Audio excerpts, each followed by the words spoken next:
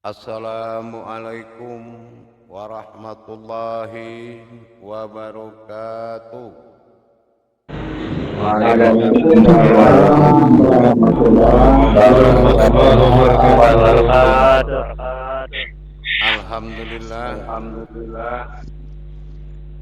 alhamdulillahi rabbil alamin.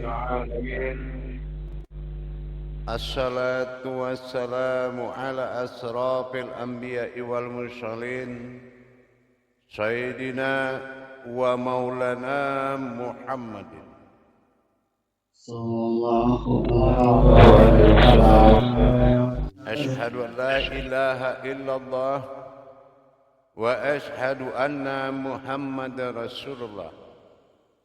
Allahumma salli ala Sayyidina Muhammadun musyabihil wal ikram ya wal jalila wal ikram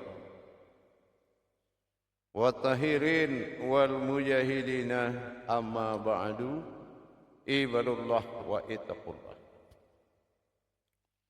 Bersyukur kita kehadirat Allah dengan mengucapkan alhamdulillahi rabbil alamin atas segala limpahan karunia rahmah dan hidayahnya, serta dengan izinnya juga kita dapat menjalankan amanahnya, beramal dan beribadah zahir batin dunia dan akhirat.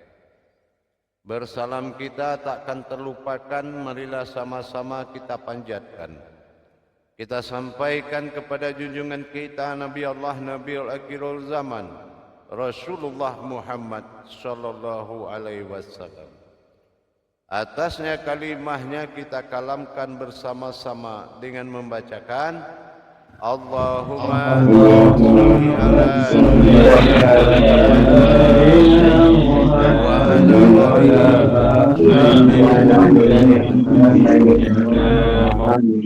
Jamaah grup 1 dan 2 bergabung rahimakumullah.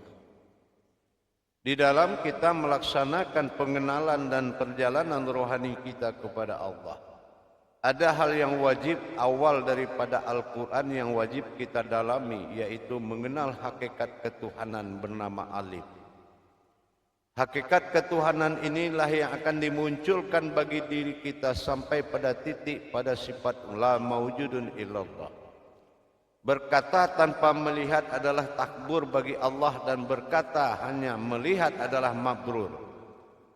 Dalam hal ini perlulah kita memahami sifat-sifat Allah yang akan menjadi dua perkara bagi dirinya adalah zahir dan batin. Dikatakan sifat Allah zahir dan batin, zahiru Rabbi sembahan dari sekalian alam, wal batinu abdi sembahan dari diri kita. Terpisahnya ilahi nas rabbil alamin memunculkan dua perkara aftar dan ba'dal atau zahir dan batinnya pada kodrat alif. Dalam hal ini perlu kita pahami dua kodrat tersebut akan bertajali dalam bentuk satu wujud bernama alif. Dinamakan dia alif adalah himpunan dari seluruh hakikat. Sifat-sifat hakikat bagi Allah berjumlah 3. Ada yang wujud, ada yang wujud, ada yang maujud. Yang wujud dan maujud pada 3 kodrat ini dari segala arah menjadi kodrat zahir dan batin. Dalam al-haqnya Tuhan ada 3 sifat zahir bagi Allah, ada nur, zat dan batin. Dan sifat hakikat bagi Allah ada 3 kodrat, yaitu ada hayat, ada batinu, dan ada sirullah. 6 kodrat ini kalau disatukan dia akan lenyap dan hilang menjadi alif. Alif ini adalah perpaduan zahir dan batin Allah yang akan menimbulkan sebuah wujud. Wujud inilah kesempurnaan Allah. Dalam tadabur yang akan kita lakukan adalah belajar daripada awal mentadabur sifat Tuhan dalam diri kita, yaitu mengenal lebih dalam hakikat dan hakikinya alif tersebut, karena adalah awal mula zahirul Rabbi terjadi. Dinamakan sebuah alif dalam ejaan Arab bernama aftar. Aftar ini adalah mengumpulkan atau disebut dengan sifat alafa. Zahir dan batin, aftar dan ba'dal akan dikumpulkan menjadi suatu wujud bernama alif. Dalam hal ini kalau kita sudah melakukan hubungan 3 tambah 3 dan alif menyusul 1 berjumlah 7, maka bertajalilah dalam kodrat Al-Fatihah. Inilah diri yang terbagi 2 zahir dan batin, berkodrat pecah 2 dalam Al-Fatihah. Yang satu menjadi ilahin, yang satu menjadi na'an'amta alaihim. Itulah diri ta'alaihim, diri ketuhanan atau diri hakikat sir. Dan yang satu lagi keumatannya adalah bi alaihim. Ini yang berasal dari zahir dan batinnya alif. Bertajali alif pada Al-Fatihah menunjukkan wujudnya Allah bertajali pada sifat diri. Bertajali tidak bersekutulah Allah menuju diri dengan dia bersifat pada dirinya sendiri. Maka la maujudun illallah, kita wajib menyediakan sekutuan hal-hal yang tidak bersekutu dengan Allah. Mana hal yang tidak bersekutu dengan Allah adalah kodratku, kodrat Allah sendirinya. Inilah yang tidak akan bersekutu.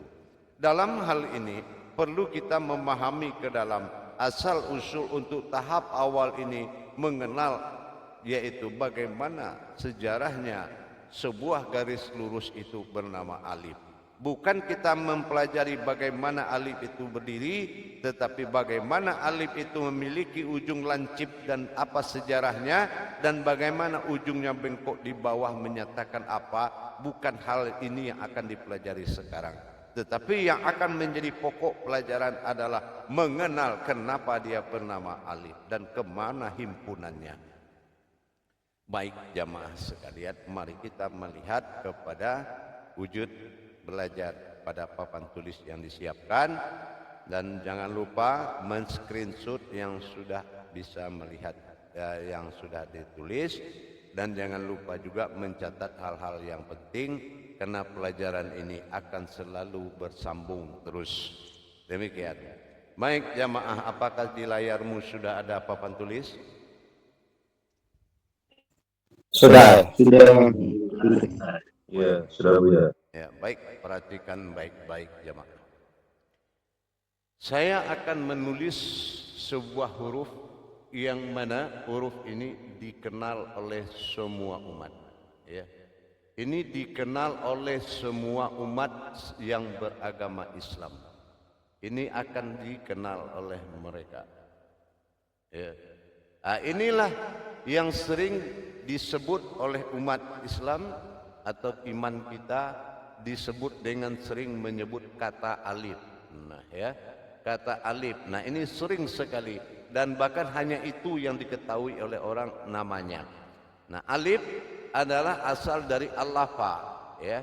Asal dari kata al-lafa. Nah begitu ya. Asal dari kata al-lafa. Al-lafa ini artinya menyatukan. Apa yang dia satukan? Dan apa maksud daripada lancip dari hujung alif tersebut? Nah ya, apa maksud daripada lancip hubungan tersebut? Di sini ada pertanda 3 kodrat. Ya, di sini ada pertanda 3 kodrat. Kodrat pertama adalah dikatakan dengan wujud. Ya, nah kodrat pertama itu dikatakan dengan wujud. Yang pertama, yang kedua dikenal dengan kata wujud, ya.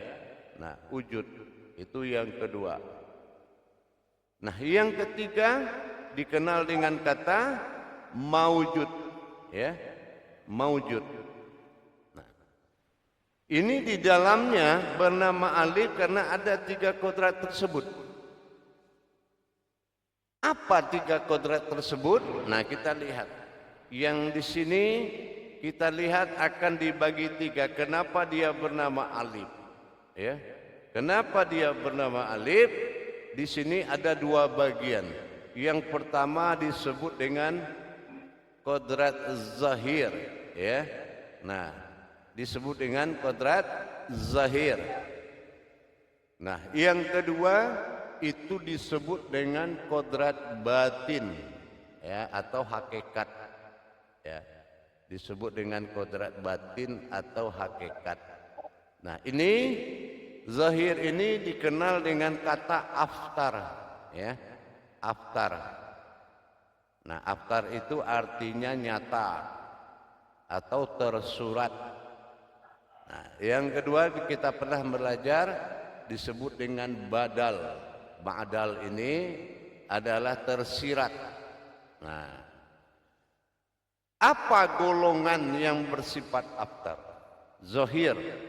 Nah, zahirnya di mana? Zahir bagi Allah. Nah, zahir bagi Allah itu yang pertama adalah nur. Yang kedua adalah zat. Yang ketiga adalah batin. Nah, ini zahir bagi Allah. Ya, zahir bagi Allah. Nah, gitu ya. Zahir bagi Allah. 1, 2, 3.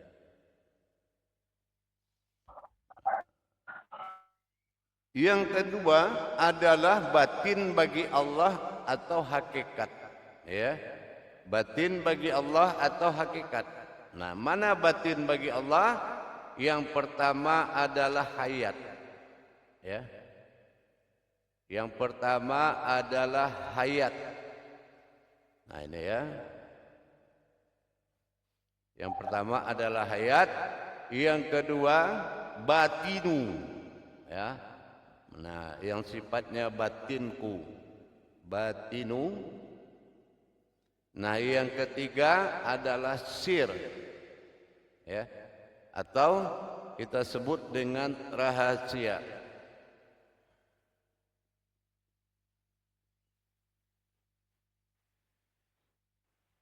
Nah, begitu.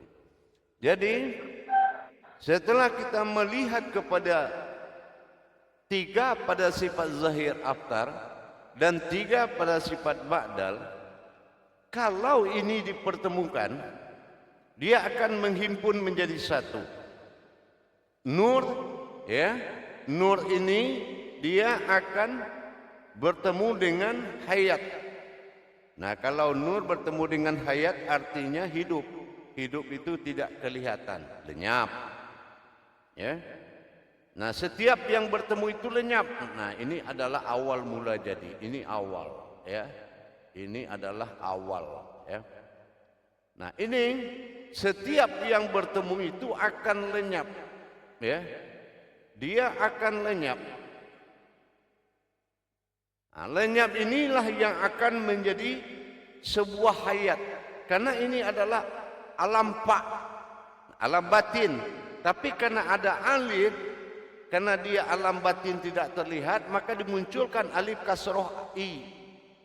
Alif kasroh i, maka dia menjadi hayat. Hayat ini yang bernama alif. Nah, gitu. Jadi kumpulan dari nur zat batin. Contoh nur. Nur kalau lebur jadi bertemu hayat, dia akan lebur, hilang. Zat ketemu batin akan hilang. Batin ketemu sir akan hilang. Lenyap semuanya, tetapi dia ada. Nah, ada ini yang disebut dengan alif. Nah, berarti kalau ini kita pertambahkan, kita tambahkan antara 3 ini dengan 3 zahir, 3 batin, berarti 3 ditambah 3 sama dengan 6. Ya, 3 ditambah 3 sama dengan 6. Karena ada alif 1 berdiri, maka ditambah 1 menjadi 7. Berarti dia sudah menjadi kodrat sifat. Ya, dia sudah menjadi kodrat sifat. Nah, kodrat sifat ini yang bertajali menjadi diri. Diri apa? Diri batin. Diri apa? Diri zahir. Nah, ini yang menjadi 2 kodrat diri yang ada wujud dalam Al-Fatihah. Ya, yang wujud dalam Al-Fatihah atau kita sebut dengan Fatihatun Nasun, ya. Kita sebut dengan Fatihatun Nasun. Ya. Fatihatun Nasun. Nah, gitu ya. Kita sebut dengan Fatihatun Nasun atau tajalli diri. Nah, zahir menjadi bi alaihim, ya. Zahir menjadi bi alaihim, ya. Nah, dia akan menjadi bi alaihim. Sementara di batin dia akan menjadi ta'ala, ya, ta'alaihim. Nah, kita Latin aja belajarnya biar cepat, ya, alaihim. Jadi ini yang bertajali kepada Al-Fatihah. Jadi diri yang di Al-Fatihah itu ta'alaihim dan bi alaihim itu adalah diri zahir batinnya Allah. Ya. Nah, zahir ta'alaihim, batin bi alaihim. Jatuh ke kodrat umat. Zahiru Rabbi wal batinu abdi. Jadi bagaimana cara berdirinya? Kenapa dia lancip? Mana yang menjadi Rabbil Alamin? Dari mana tumbuhnya alif berdiri menjadi ilahinas? Itu dikaji setelah ini. Ya, dikaji nanti dalam lanjutan. Dan bagaimana pendukung alif ini menandakan wujudnya sebuah diri? Huruf apa yang akan datang? Huruf apa yang akan muncul dan berbentuk? Nah, ini akan dijawab oleh semua hijaiyah yang akan dipelajari. Tapi tahap awal ini dasar ma'rifah, yaitu dasar pengenalan. Di screenshot jamaah ya, di screenshot. Sudah di screenshot kira-kira? Di screenshot dulu. Ini ta'alaihim ini ya. Ta'alaihim. Nah, Latin aja dulu.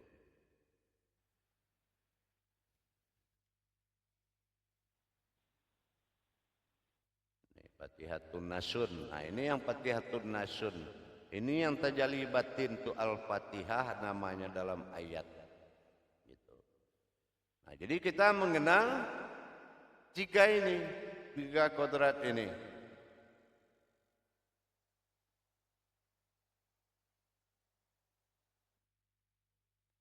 Gitu jamaah ya.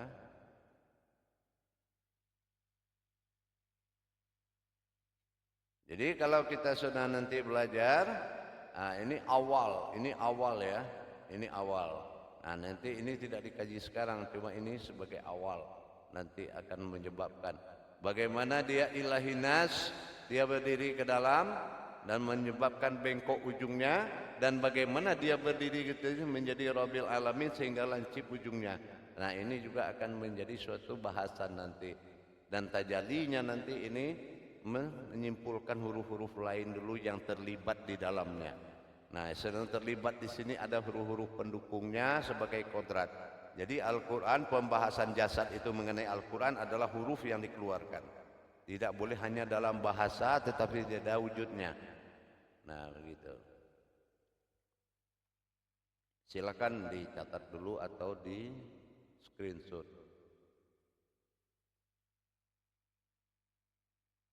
Nah, lenyap. Nah, inilah yang dikatakan alif itu. Karena dia lenyap. Alam fa gitu ya. Nah, itu.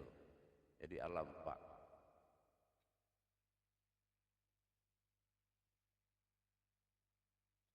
Jadi semuanya ini akan tenggelam, ya. Dia akan tenggelam. Nah, tapi kan Allah sudah katakan, Siratal ladzina an'amta 'alaihim. Ta'ala adalah Tuhan, ihim berupa diri, ya. Nah, mana diri yang wujud jadi diri Tuhan berupa diri. Nah, wujud Siratal ladzina. Nah, aku an adalah batin, am terlihat, ta'ala Tuhan, ihim berbentuk diri. Nah, inilah yang akan muncul di Al-Fatihah. Nah, ini juga akan dikaji bagaimana berdirinya dan asal usul dia ada. Tapi sekarang kita mengenal wujudnya dulu. Nanti asal usulnya ada akan dilanjutkan pada tayangan berikutnya nanti, di pelajaran berikutnya. Nah, sekarang kita sudah mengenal kodrat dari asal usul alif. Kenapa alif bernama alif? Nah, sekarang sudah ada dasar autentiknya. Karena apabila kita tidak melihat dasar ini, maka kita tidak akan mengenal sifat awal adalah Tuhan. Ya, sifat awal adalah Tuhan diwujudkan dalam bentuk alif. Gitu. Sudah disimpan kira-kira jemaah di screenshot? Sudah, sudah ya. Sudah. bermuzakarahnya.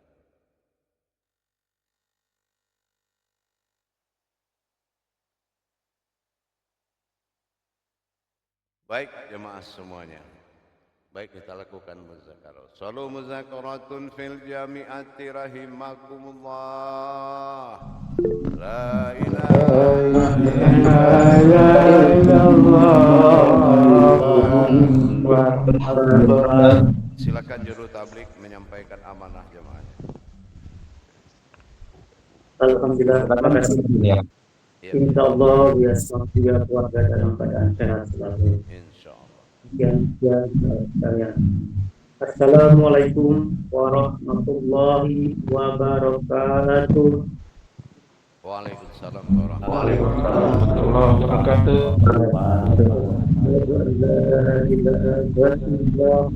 Asyhadu anna Muhammadar Rasulullah.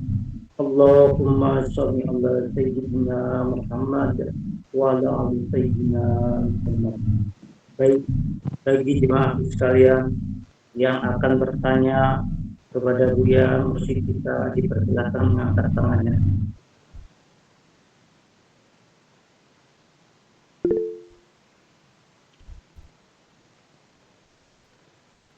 Dipersilakan Pak pada Imam Anas. Assalamualaikum warahmatullahi taala wabarakatuh. Apa kabar ya? Semoga ayah sehat selalu. Terima kasih juru tablik. Dalam kesempatan ini ayah telah ayah uraikan bahwa yang lain suara audionya dimatikan. ya bahwa pada alif itu ada 3. Yang di atasnya itu ada wujud dan ada maujud. Nah, ketika alif ini ya dinyatakan dia memiliki suatu kodrat sifat setelah bergabungnya kodrat zahir dan kodrat batin menjadi diri sifat. Nah, yang Ananda tanyakan di sini, bagaimana kedudukan daripada wujud dan maujud itu setelah adanya peleburan daripada zahir dan batin itu, ayah? Iya. Wujud dan maujud ini adalah sifat dari 6 batin ini. Ada golongan wujud, ada golongan wujud, dan ada golongan maujud. Ini adalah makom dari 6 kodrat ini. Yang akhirnya contohnya nur luput dalam hayat. Hayat ini bisa jadi hayat apa aja. Ini namanya wujud.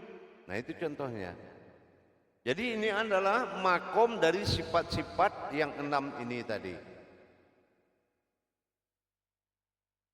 Wujud penyebab adanya semua. Nah ini ada 6. Wujud adalah makom dari yang 6. Maujud, nah ini kodrat zahirnya. Ini juga yang akan menzohir. Tentu dengan jalannya. Gitu. Maksudnya begitu Pak. Baik ayah, ketika dia sudah tadi dibagikan menjadi wujud dan maujud, nah sekarang ada pertanyaan setelah menjadi suatu kodrat sifat, yaitu dari 3 tambah 3 jadi 6, yang tadi ada zahir dan batin itu zahirnya ada 3, batin Allah ada 3 jadi 6, kemudian ditambah 1 alif ya menjadi 7 dari diri sifat. Nah kemudian dia terzahir dari perjalanan itu kepada Fatihatun Nasun. Nah, Fatihatun Nasun tadi di situ ada menjadi yaitu batin itu menjadi ta'alaihim dan kemudian zahir itu adalah bi'alaihim. Nah, di sini posisinya kemudian alif itu di mana ya? Alif adalah hayat. Tidak mungkin semuanya itu ada tanpa hayat Allah. Ini kan dia sifat. Ya. Karena jumlahnya 7, setiap 7 golongan sifat. Adapun mereka tapi tidak bersifat, maka tidak ada hayatnya. Nah, hayat itu menandakan dia hidup, menjadi suatu kodrat yang hidup, hayat. Nah gitu. Bercampur bi alaihim dengan ta'alaihim dengan menuju zahiru rabbi wal batinu abdi. Nah, Rabbil Alamin dengan Ilahinas. Tetapi di Rabbil Alamin dia alif hayat, di Ilahinas juga dia hayat. Oh, Gitu. Itu yang oh ya. dinamakan lenyap tapi dia hidup ada. Ya, ya. Nah, contoh sekarang kalau nur lenyap dalam hayat, apa yang terjadi? Hanya hayat kan? Ada. Kalau zat luput dalam batin, artinya begitu ruh yang ditiupkan ke dalam zat menjadi rohani, apa rohani bisa dilihat? Enggak juga kan? Tidak bisa. Nah, Tidak terus bisa. apabila batin sir luput dalam sir, wujud aku dalam batin, sir luput dalam batin, apa bisa dilihat?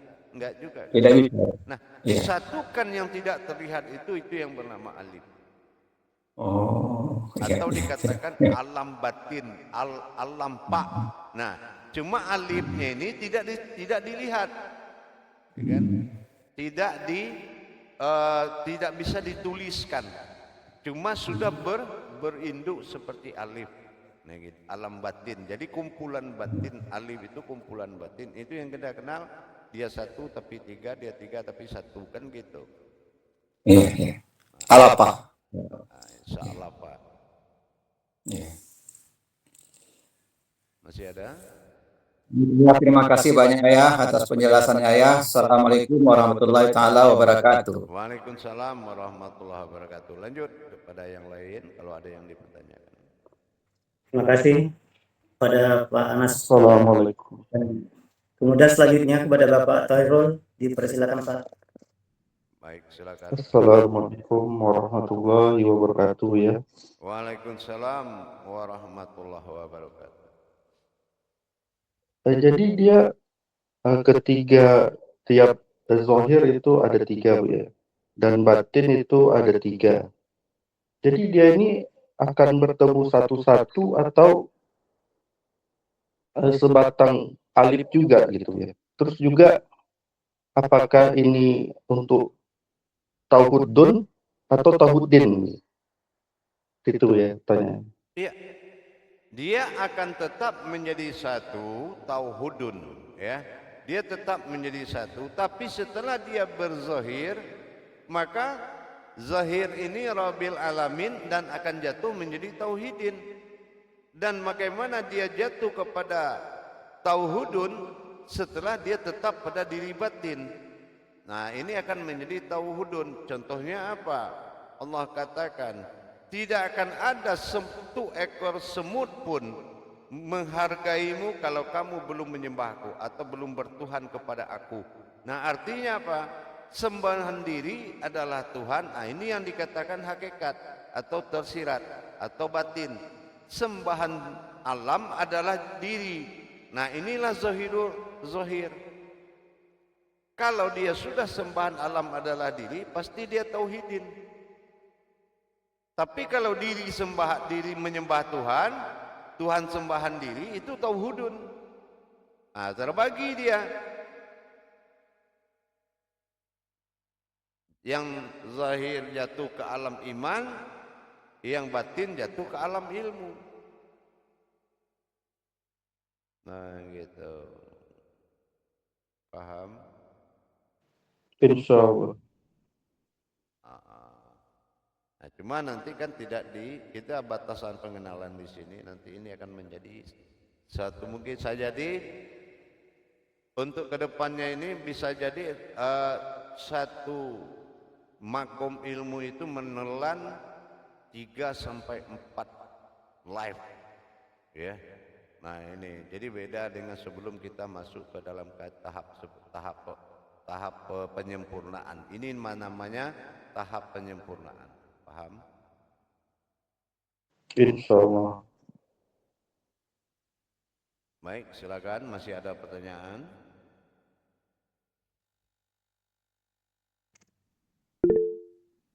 Baik, terima kasih kepada Bapak Toirul. Kemudian selanjutnya dipersilakan kepada Bapak Rahman. Silakan Pak. Ya. Terima kasih tablik. Assalamualaikum warahmatullahi wabarakatuh, Buya.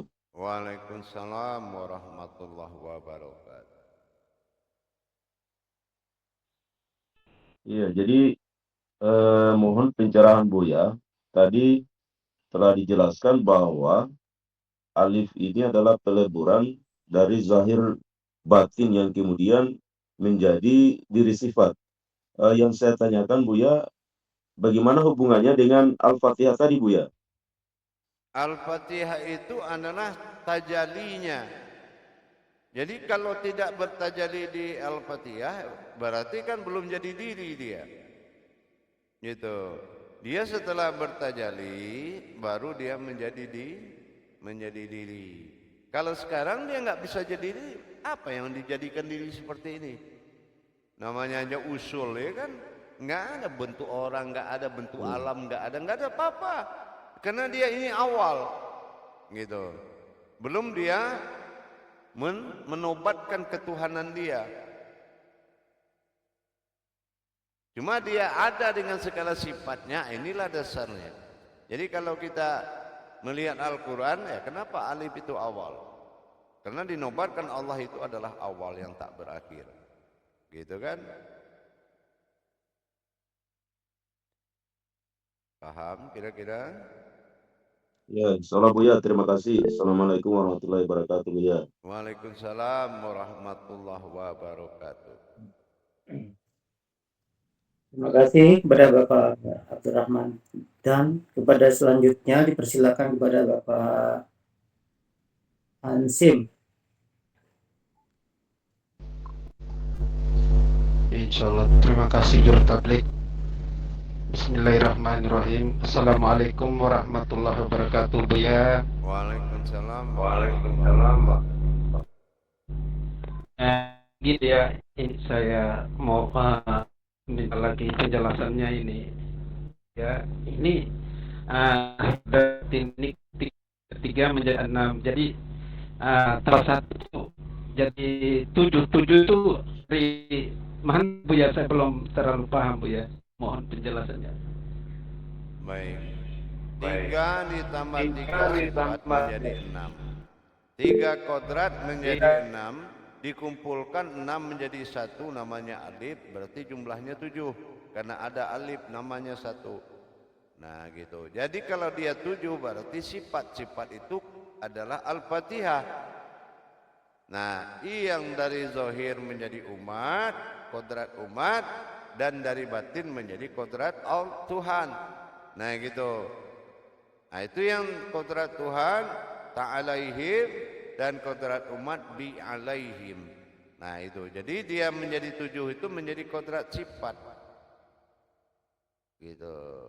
Jadi bertajali pada Al-Fatihah. Kenapa Al-Fatihah? Karena Al-Fatihah itu Fatihatun Nasun, yaitu tajalli Allah pada diri. Jadi bagaimana Allah berwujud akan sebuah diri. Nah inilah yang dinamakan Al-Malikul Haqqul Mubin. Jadi bagaimana kamu mendirikan diriku dengan nyata, As-Sadiqul Wa'dal Amin, dan akui dan yakin bahwasan diri itu adalah diriku, bukan dirimu. Nah, memang tajalli Al-Fatihah tetapi bukan dirimu, tapi diriku yang bertajalli menjadi kodrat. Gitu. Dinamakan diri. Paham? Insyaallah. Baik, insyaallah. Insyaallah ya. Baik, lanjut. Masih ada? Masih ada. Yang pertanyaan selanjutnya dipersilakan kepada Bapak Ahmad Kardani. Pak. Silakan, Pak. Assalamualaikum warahmatullahi wabarakatuh, Buya. Waalaikumsalam warahmatullahi wabarakatuh. Semoga Buya sekeluarga dalam keadaan sehat walafiat. Amin, insyaallah. Izin Buya, di sini tadi Buya telah dijelaskan dari pertanyaan Pak Imam, Pak Anas. Saya akan mengangkat atas kodrat zahir bersifat nyata atau surat, nur zat batin, dan kodrat batin terdiri ba'dal, hayat, batin, dan sir. Bertemu nur dengan hayat itu akan menjadi apa Buya? Lalu zat bertemu dengan batinu akan menjadi apa? Batinu bertemu dengan batin bertemu dengan sir akan menjadi apa? Lalu yang satu lagi Buya, di sini Julia telah berkatakan bahwa apa yang tidak boleh bersekutu di sini maksudnya Buya antara zahir dan batin. Itu aja Buya yang saya ingin pertanyakan atau ada sedikit pencerahan sedikit Buya. Ya. Assalamualaikum warahmatullahi wabarakatuh Buya. Waalaikumsalam. Kalau nur luput dalam hayat, hilang dong, nggak ada bisa dilihat. Kalau zat tenggelam dalam batin, apa yang mau dilihat lagi? Batin nggak terlihat. Kalau batin niyah luput dalam rahasia, udah hilang. Jadi kalau hilang, ya tidak ada yang bersekutu. Kalau masih ada nur, berarti bersekutu. Nah gitu ya. Kalau ada zat, masih bersekutu. Kalau ada batin, berarti bersekutu. Maka terjadilah diri halus, dinamakan diri sifat. Nah, diri sifat inilah yang hidup. Nah, hidup itu yang bernama alif. Gitu, paham? Insya Allah Buya paham Buya. Nah, kan mudah belajarnya, cuma kan nggak dibuka aja rahasianya, ya kan gitu. Jadi belajar ke depan ini bukan sebuah kesulitan, tetapi kemudahan yang akan kita tahan supaya tidak merasa takabur, kan gitu. Baik, masih ada insya Allah.